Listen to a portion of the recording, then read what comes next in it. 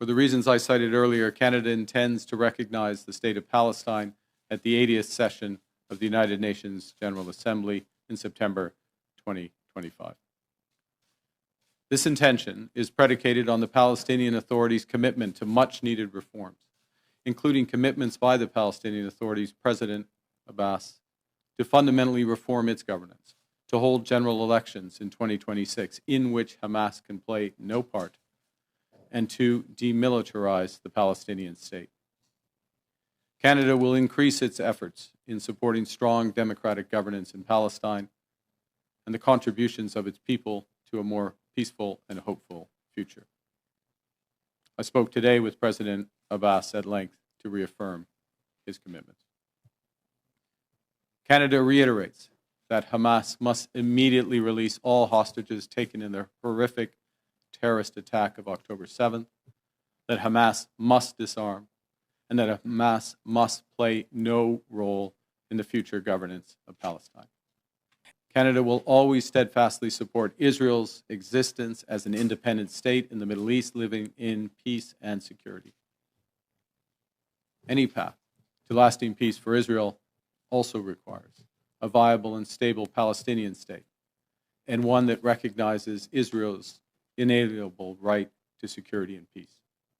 Canada will be a constructive partner in building a just, meaningful, and lasting peace in the region, and a future that respects the dignity, security, and the aspirations of all Palestinians and Israelis.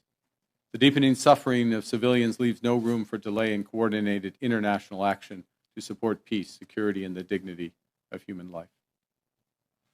Preserving a two-state solution means standing with all people who choose peace over violence or terrorism. And it means honoring their innate desire for peaceful coexistence of Israeli and Palestinian states as the only roadmap for a secure and prosperous long-term future. Prospects for a two-state solution have been steadily and gravely eroded, including by the pervasive threat of Hamas terrorism to Israel and its people, culminating in the heinous attack of October 7, 2023, and the terrorist organization Hamas's long-standing violent rejection of Israel's right to exist and its rejection of a two-state solution.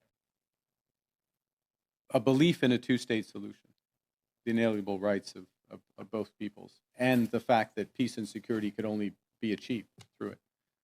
That prospect, that possibility of a two-state solution is being eroded before our eyes. That has been one of the factors that has brought us to this point, to try to reverse with partners. We're not under illusions about the strength of Canada, but to reverse with partners this cycle so that a two-state solution becomes viable. Lots more has to happen for it to.